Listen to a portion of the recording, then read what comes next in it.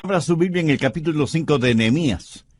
El tema de este libro lo encontramos en Nehemías 2:20. Y en respuesta les dije, el Dios de los cielos, Él nos prosperará, y nosotros sus siervos nos levantaremos y edificaremos. Permítame enfatizar algo que ya he dicho antes. Cuando los hijos de Dios se ponen a trabajar de acuerdo a la voluntad de Dios, el diablo y sus demonios se ponen a trabajar para detenerlos. Y el diablo inspiró ciertas filosofías y ocasionó problemas para impedir que Nehemías, como hombre de Dios y líder de su pueblo, reconstruyera el muro de Jerusalén. ¿Cuáles fueron algunas de las artimañas que usó el diablo contra Nehemías? Primero, trató la mofa, burlándose del trabajo que hacían. Pero como eso no dio ningún resultado, usó las amenazas, el peligro. Pero en eso también fracasó. El siguiente paso diabólico, ¿cuál fue? La división. Dividir a la gente en su manera de pensar y de sentir. Y justo en la mitad del programa de reconstrucción hubo división por asuntos financieros. Nehemías capítulo 5, los 5 primeros versos. Entonces hubo gran clamor del pueblo y de las mujeres contra sus hermanos judíos. Permítame hacer una pausa aquí para enfatizar que el diablo prefiere 1000 veces el empezar argumentos y discusiones dentro de la iglesia que vender litros y litros de licor. La palabra clamor en este versículo significa griterío, voces airadas, discordia. Pero sigamos leyendo. Había quien decía, nosotros, nuestros hijos y nuestras hijas, somos muchos. Por tanto, hemos pedido prestado grano para comer y vivir.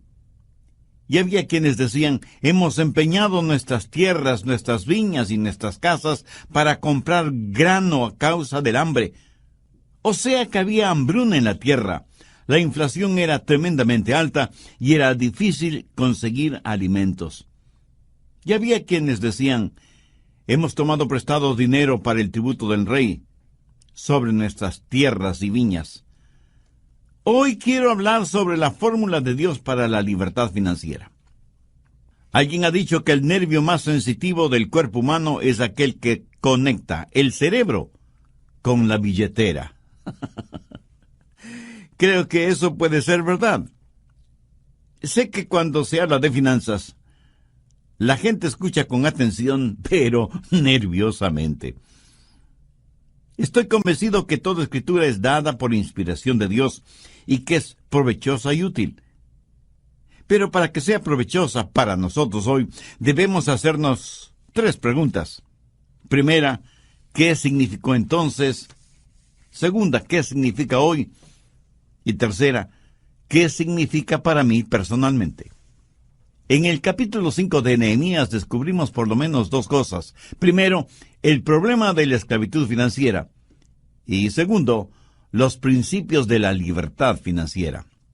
Veamos primero la esclavitud financiera de la gente en tiempos de Nehemías. Algunas personas dicen que la Biblia está pasada de moda. Pero solo el leer los primeros versos de Nehemías 5 es como estar leyendo las noticias financieras en cualquier periódico del mundo actual. Note 3 cosas en lenguaje moderno. Primero, luchas, problemas y divisiones en el mundo financiero. Segundo, había escasez de productos, y los que había eran muy caros, y era difícil conseguirlos, aún en el mercado negro. Tercero, la gente estaba hipotecando sus propiedades por segunda o tercera vez para tener dinero para comprar alimentos. ¿No le parece esto un fidedigno retrato de lo que nos sucede en la actualidad? Estamos hablando de depresión, de esclavitud financiera, cuando usted tiene que hipotecar su casa para poder alimentar a su familia. Pero no solo eso, sino que estaban ahogados en deudas. Mire Nehemías 5:4. Y había quienes decían, hemos tomado prestado dinero para el tributo del rey. O sea, tuvieron que endeudarse para pagar sus impuestos. ¿Se imagina? Pedir dinero prestado para pagar impuestos. Note que los impuestos gravosos no son ninguna cosa nueva. Existen desde hace mucho, mucho tiempo. Impuestos altos y deudas muy grandes. El tener deudas es una cosa terrible. Estar bajo esclavitud financiera es algo devastador. Gastar mucho más de lo que se gana es, mi amigo, una verdadera locura.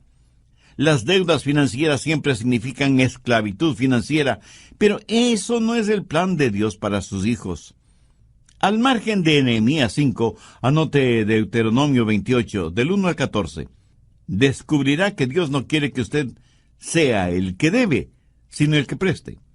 Dios no quiere que usted sea cola de ratón, sino cabeza de león. Dios quiere bendecir a su gente sobre todas las naciones de la tierra y quiere darles libertad financiera. Pero muchos no tienen esa libertad financiera. Por el contrario, están en esclavitud financiera y ese es el plan de Satanás, porque no han entendido ciertos principios espirituales de libertad financiera. El diablo quiere mantenerlo en esclavitud y a él no le importa qué clase de esclavitud. Solo le interesa que esté en esclavitud.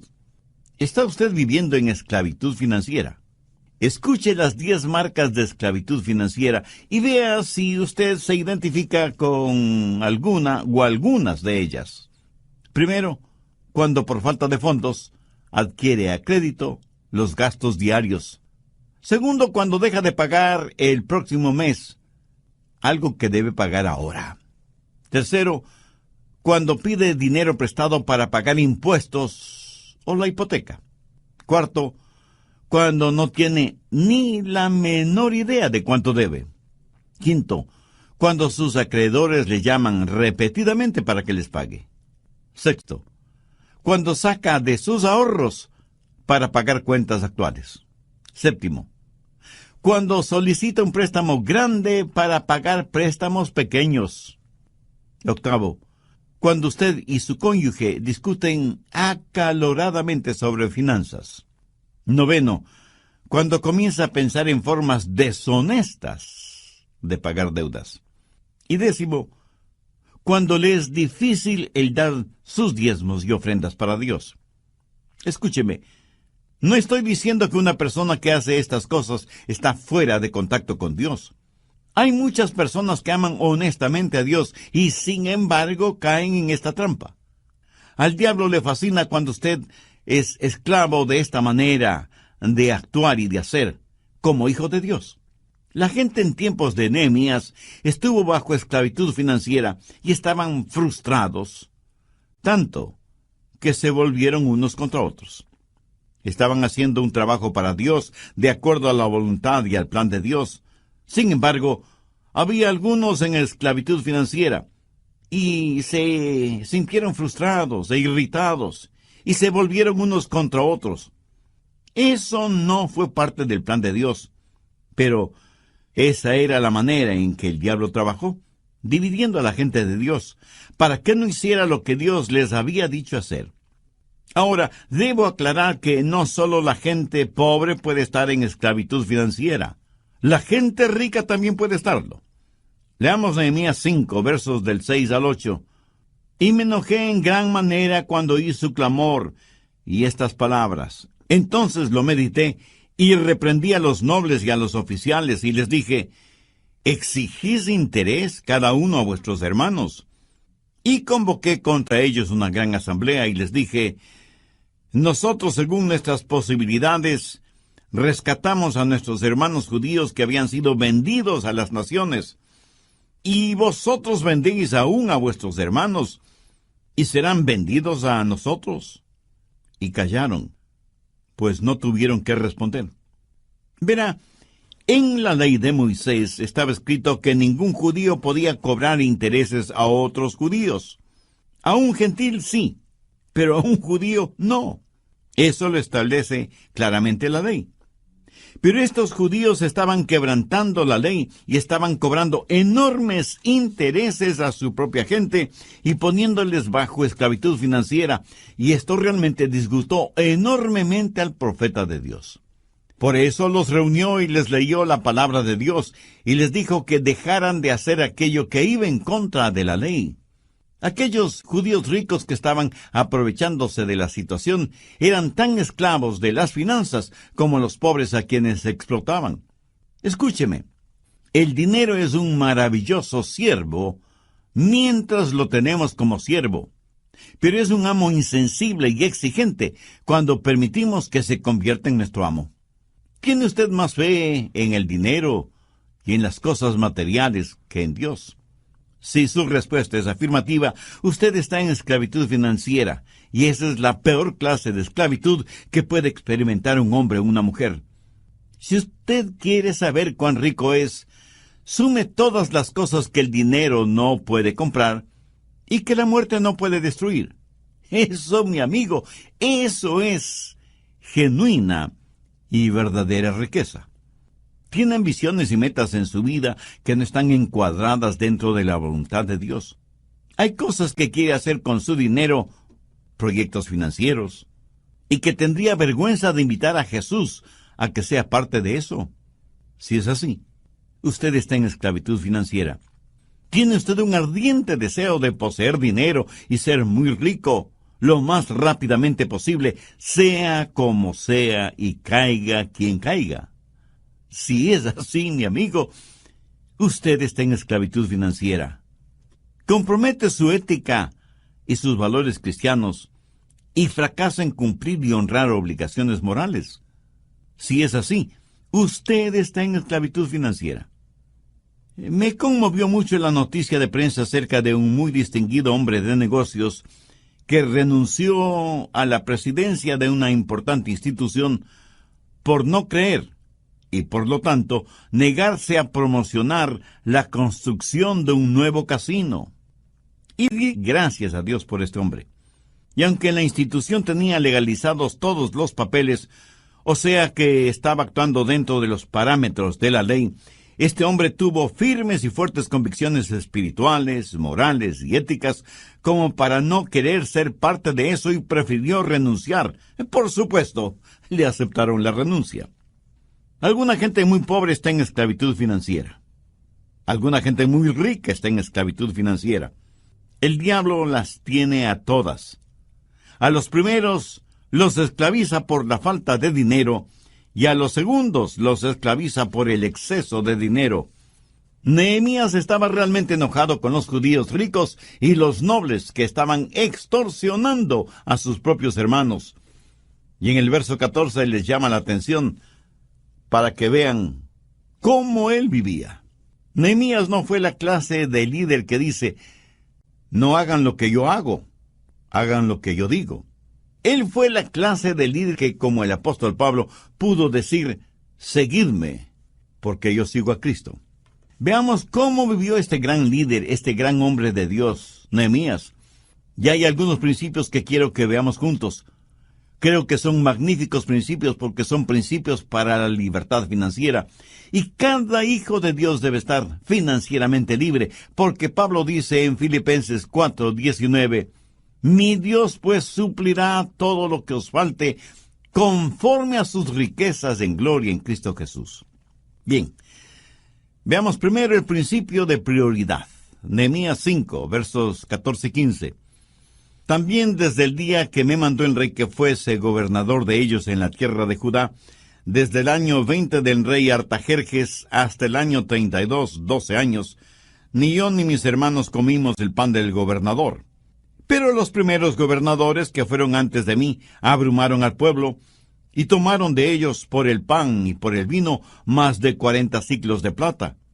Y aun sus criados se enseñoreaban del pueblo.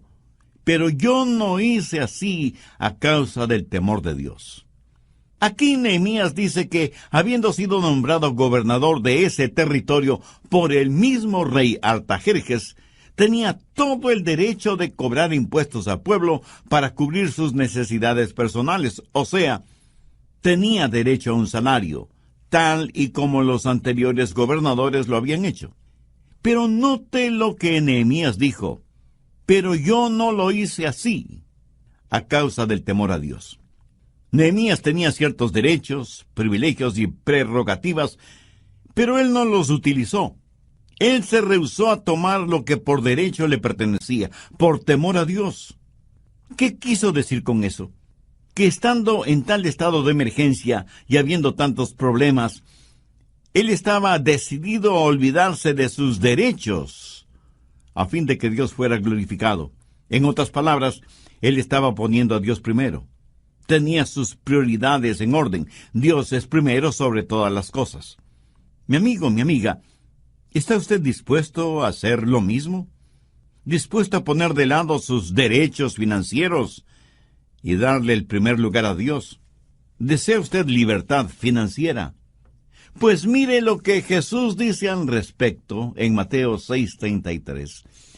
Mas buscad primeramente el reino de Dios y su justicia, y todas estas cosas os serán añadidas.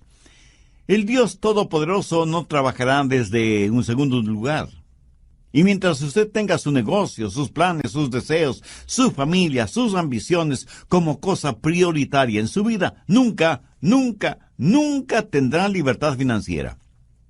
Pero Jesús ha prometido que si usted tiene sus prioridades con Dios como la primerísima prioridad, y busca primero el reino de Dios y su justicia, todas las cosas correctas que anhela le serán concedidas.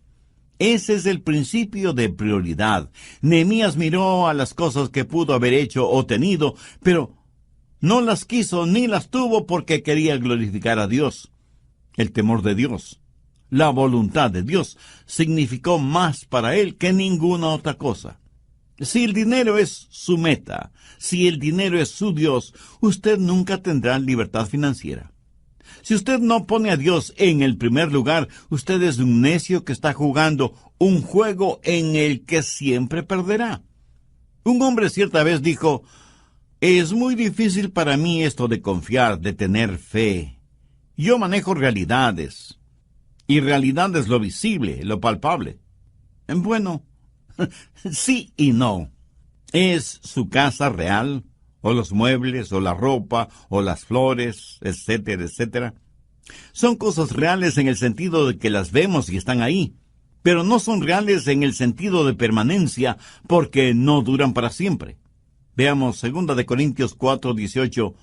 No mirando nosotros las cosas que se ven, sino las que no se ven, pues las cosas que se ven son temporales, pero las que no se ven son eternas. La realidad no está en aquello que usted puede ver, palpar, gustar o sentir. La única realidad está en Dios. Amigo, si usted pone su confianza en las cosas que puede ver, tocar y saborear y sentir y contar, está viviendo en un mundo ilusorio. Las cosas que se ven son temporales, las cosas que no se ven son eternas. Y cuando Dios es nuestra prioridad número uno, es que estamos en contacto con la realidad.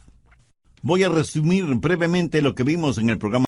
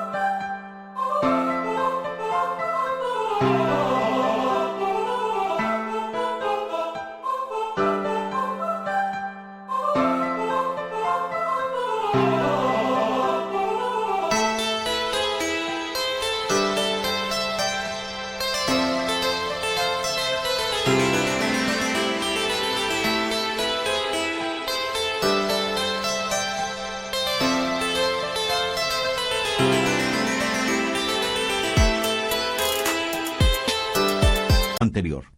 Recuerde que estamos estudiando la vida de Nehemías, especialmente con lo que tiene que ver la reconstrucción del muro y de las puertas de la ciudad de Jerusalén. Estamos en el capítulo 5 de Nehemías. No se olvide que él era gobernador en el reino de Artajerjes en Persia y había escuchado de labios de aquellos que venían desde Jerusalén cómo la muralla y las puertas de la ciudad estaban destruidas. Nehemías, siendo un judío y hombre de Dios, sintió que su responsabilidad era hacer algo por su ciudad, y como líder convocó a los judíos para que le ayudaran en esa tarea. ¿Cómo vivió este gran hombre de Dios y extraordinario líder? En su vida hay algunos principios que quiero que los veamos juntos porque creo que son magníficos principios para la libertad financiera.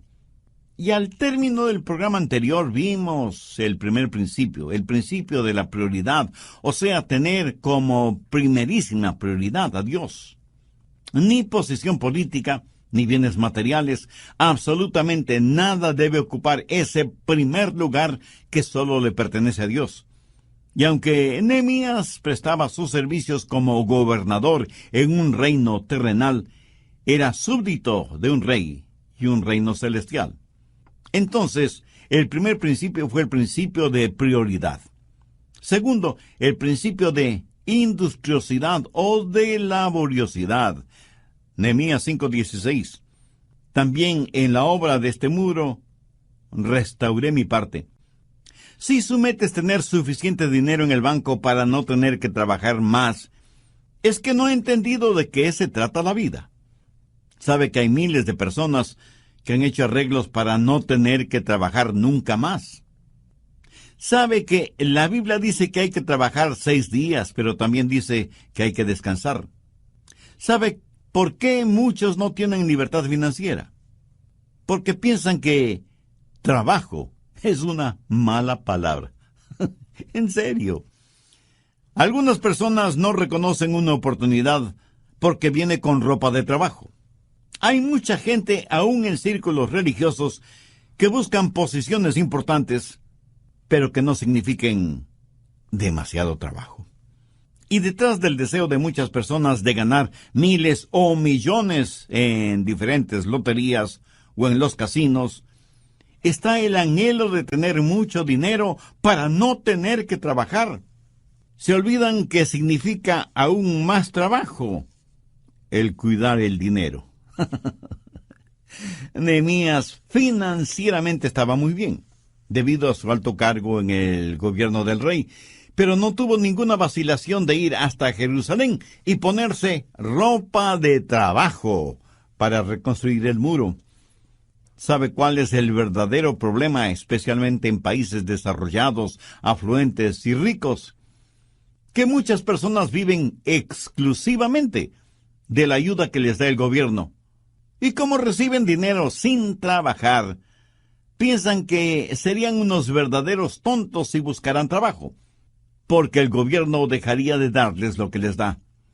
Al respecto, un notable estadista y economista internacional dijo sarcásticamente que en algunos países desarrollados sus gobiernos son los mayores promotores de la vagancia y el desánimo, porque sostienen a los vagos que no quieren trabajar y cargan con excesivos impuestos a aquellos que trabajan. Y para poder mantener a los primeros, tiene que meter la mano en los bolsillos de los segundos. Bueno, sin comentario alguno. En el nivel económico usted no puede legislar para que la gente tenga libertad financiera. Las leyes no pueden sencillamente decretar que se termine la pobreza, quitando a los ricos lo que tienen para dárselo a los pobres, porque a la larga sucederá lo siguiente. Los pobres llegarán a ser ricos y por supuesto los ricos llegarán a ser pobres. Entonces habrá que quitarles a los nuevos ricos para poder dárselo a los nuevos pobres. Y ese es un círculo vicioso ad infinitum. No se puede multiplicar la riqueza dividiéndola. El gobierno no puede dar nada a nadie sin antes haber quitado a los demás algo de lo que tienen y en el proceso haber guardado algo para sí mismo. Aquello que un hombre recibe sin haber trabajado, otro hombre trabajó y no recibió la totalidad de su trabajo porque le quitaron para darle al que no trabajó. No hay nada que pueda desanimar más a un ser humano que esta situación, la cual mata toda iniciativa, todo intento de superación, todo afán de progreso.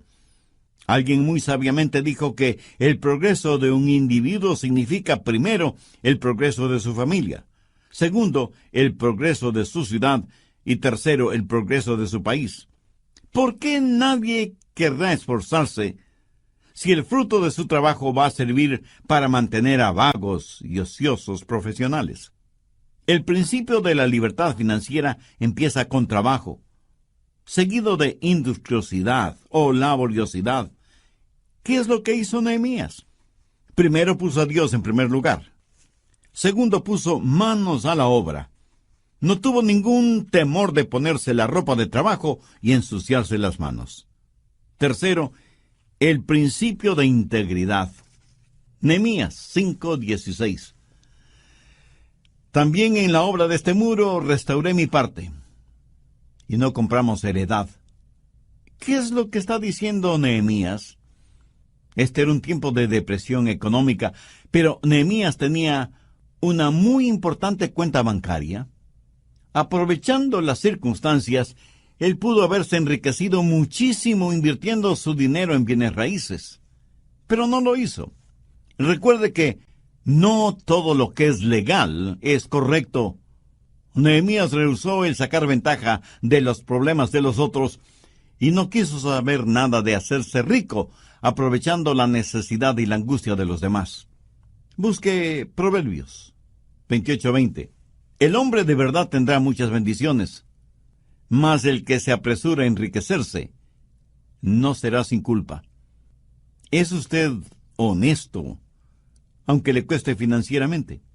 ¿Es usted capaz de vivir, actuar, hacer todo con integridad?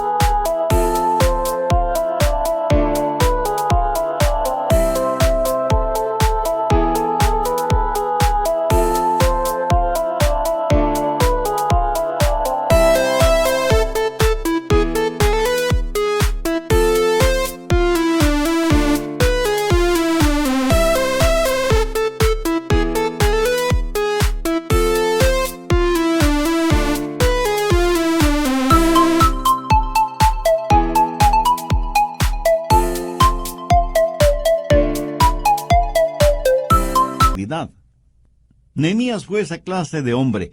Practicó el principio de prioridad al poner a Dios primero en todo.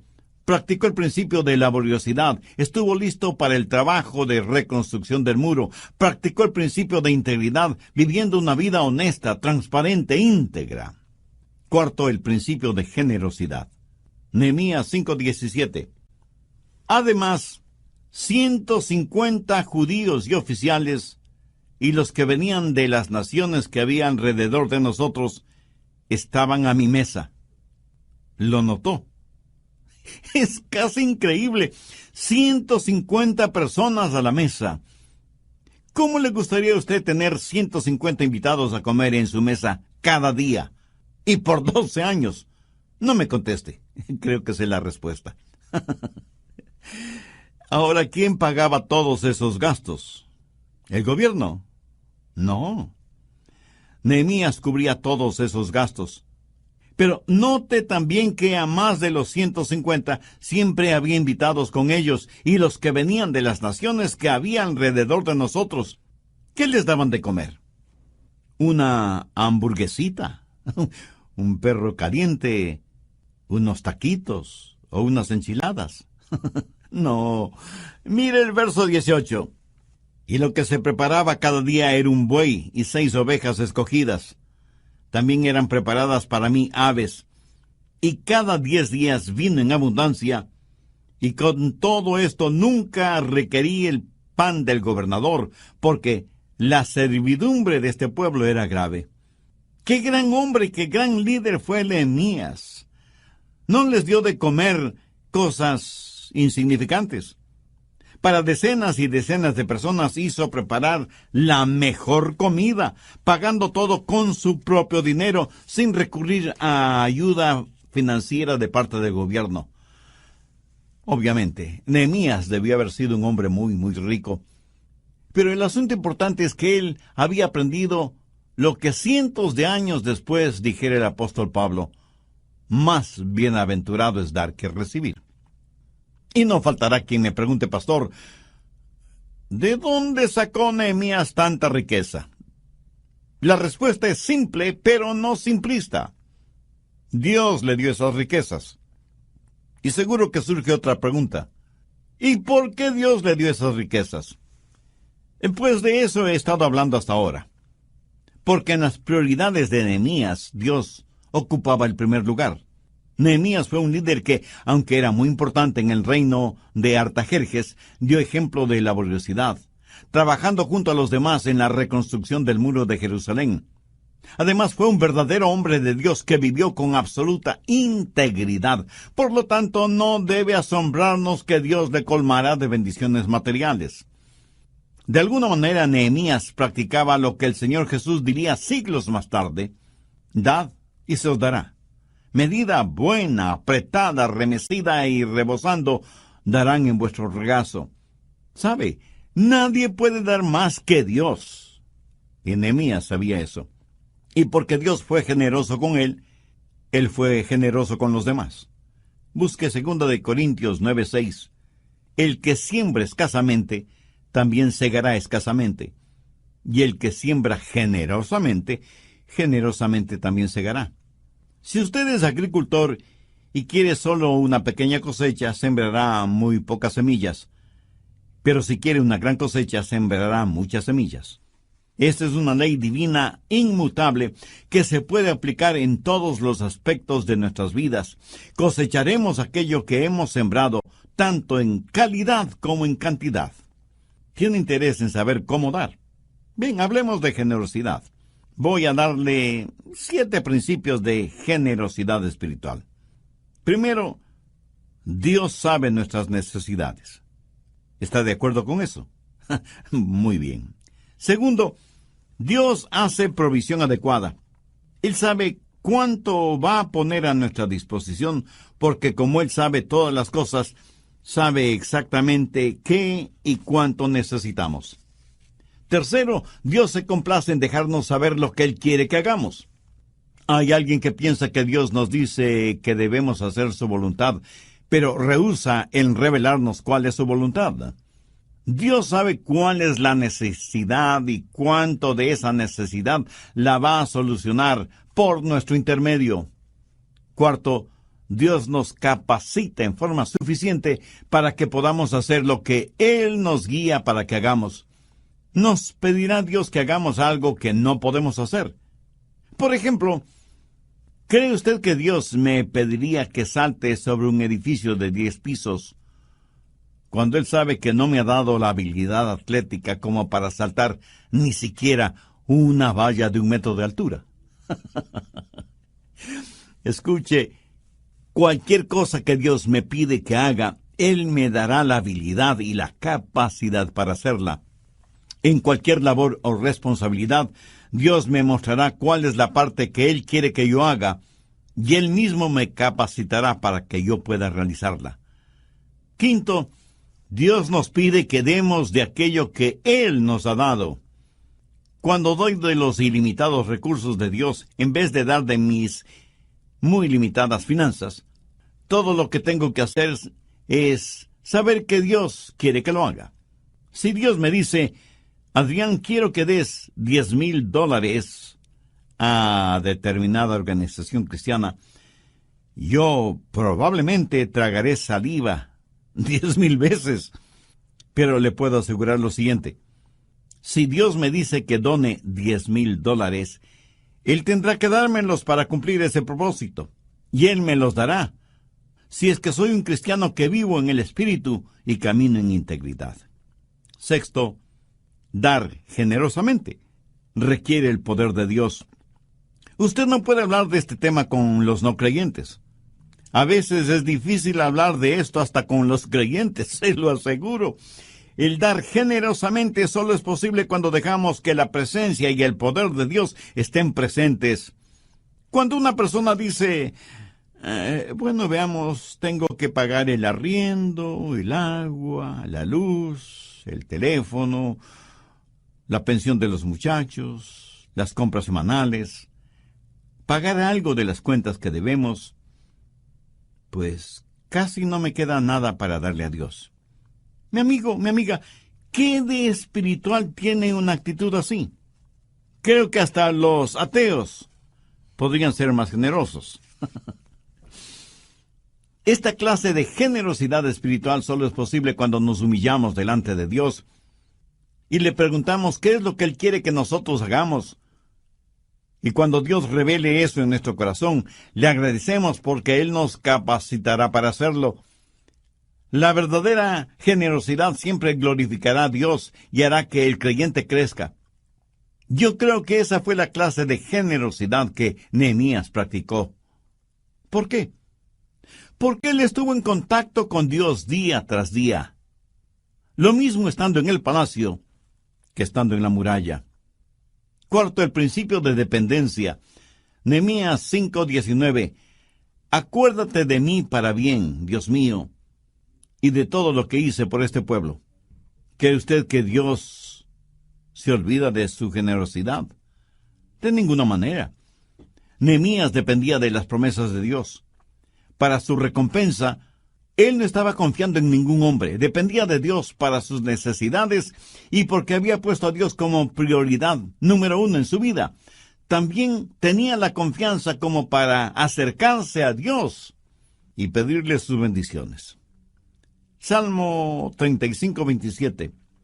Canten y alégrense los que están a favor de mi justa causa, y digan siempre, sea exaltado Jehová, que ama la paz de su siervo. Este es un versículo maravilloso. Dios debe por siempre ser exaltado y magnificado, porque Él se alegra y se goza en la prosperidad de sus siervos. Si usted es una persona honestamente próspera, Dios siente satisfacción por su prosperidad. Dios no quiere que usted viva en esclavitud financiera. Él quiere liberarlo de esa esclavitud. Estos principios, el de la prioridad, el de la laboriosidad, el de la integridad, el de la generosidad y el de la dependencia, si los pone diariamente en práctica, le puedo asegurar por experiencia propia que revolucionarán su vida espiritual y su vida financiera. Si usted aún no es un hijo o una hija de Dios, sabe que puede hacer esa decisión ahora mismo. Le invito a hacer una sencilla oración como la siguiente. Recuerde que Dios le escucha. Diga, querido Dios, dueño de todo cuanto existe en el universo, vengo a ti sabiendo que soy un pecador, que estoy perdido y que soy muy pobre espiritualmente. Vengo en busca de tu gracia y de tu misericordia. Señor Jesús, tú entregaste tu preciosa vida en la cruz del Calvario para con tu sacrificio pagar la culpa por mis pecados. Hoy, con la fe que tengo, firme, fuerte, pero sencilla, te invito a que seas mi Salvador y mi Señor. Toma el control de mi vida. Ayúdame a ser la clase de persona que tú quieres que sea. Hazme un instrumento útil y de bendición en tus manos. Lo pido en tu precioso nombre. Amén.